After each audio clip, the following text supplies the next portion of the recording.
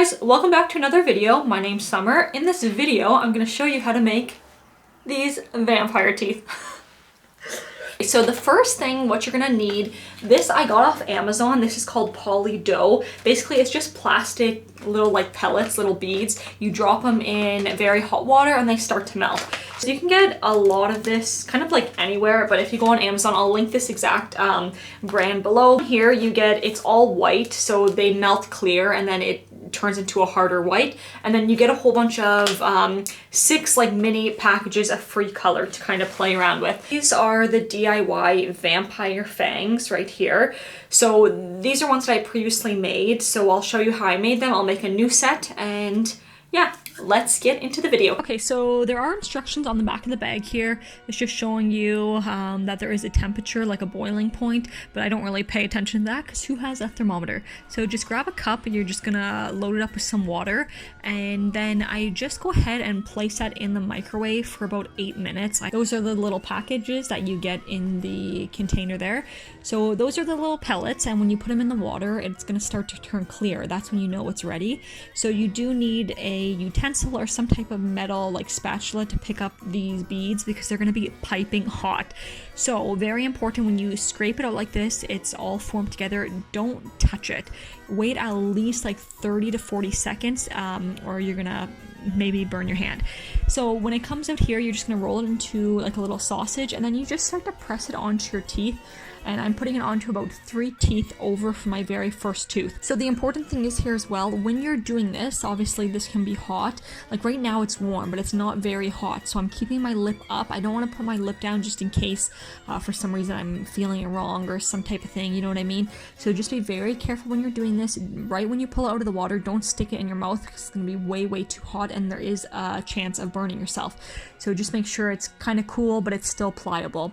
So we're going to go ahead and do this on the other side as well. Again, you're just seeing me put it into a little sausage, and you're just going to press it right onto your teeth, and it should be warm, not hot. So I'm just pressing it, I'm molding it right underneath, and just kind of forming it how I want. Next, you're going to start to make the little fang. So I'm just rolling it into a little, again, like a little sausage, and then just kind of shaping the ends to make a little point. You can take scissors when it's still pliable and cut off the ends. Another little trick I like to use, I like to use a little nail file, and I can file off any rough edges or kind of smooth anything down. Again, you can take any type of spatula or like a spoon, warm the end of it up, and then if you go right back on that plastic, it's going to start to melt, so you can kind of melt off any edges or any little pieces that you don't want there. And you can also take the end of that. If I stuck that tip into the water, it would get warm again, and I could kind of like bend it or thin it out if I needed to. So there are the little teeth. I want 4 of them, 2 on each side, and I'm just taking the nail file again here and just kind of really making the tip nice and pointy like a vampire tooth. Okay, so for this part here, I just use regular nail glue. I just put it on the back of like the base side that we pressed into our teeth, and then I just take those little teeth and just hold it onto the back.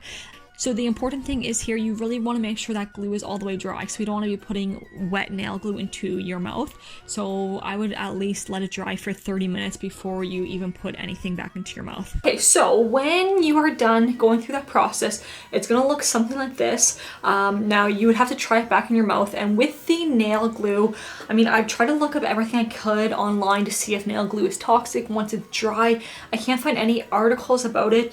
Definitely consult your parents if you are younger. If you're older, I mean, like, this is at your discretion. I mean, I'm not like a professional at any of this stuff at all, but for me, once it was dry, I mean, I found it was fine. Like, I don't have it in my mouth that long, so it's up to you when you do this if you want to do that.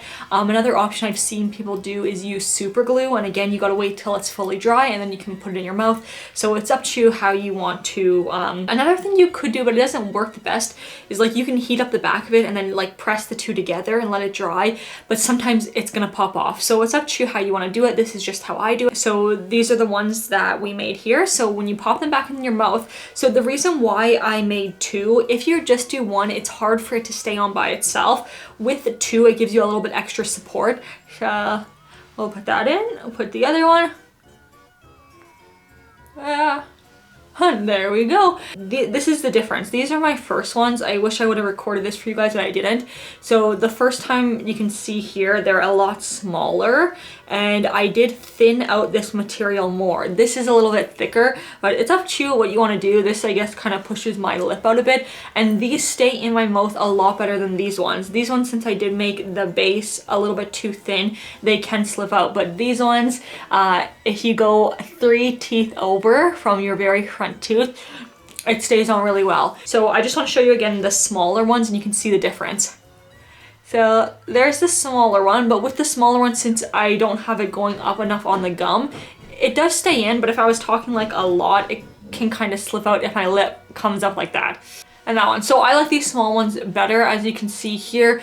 I don't know, I just feel like it looks more realistic, like a vampire tooth, but that's the process of it, and you can play around with it. The good thing about this polydough plastic is it can remelt. Once you have glue on here though, if you remelt it, then the glue is kind of going to go into the product, and you don't want to be putting that back on your mouth. Make sure they're not too long, because then if they are actually really pointy, they can cut your bottom lip. So just be aware of that, and just fiddle around with it, guys. There's like tons of product that comes in the bag, and you can just have fun with melting it, remelting it, and literally you can make anything out of this stuff. I want to make so much more. And that is it, guys. So I hope you did learn something today. If you did, let me know in the comments. If you have made these before, or you want to make them, again, let me know. I'm always checking out the comments. And that is it. So thank you for being here, guys, and I'll see you in the next one. Bye.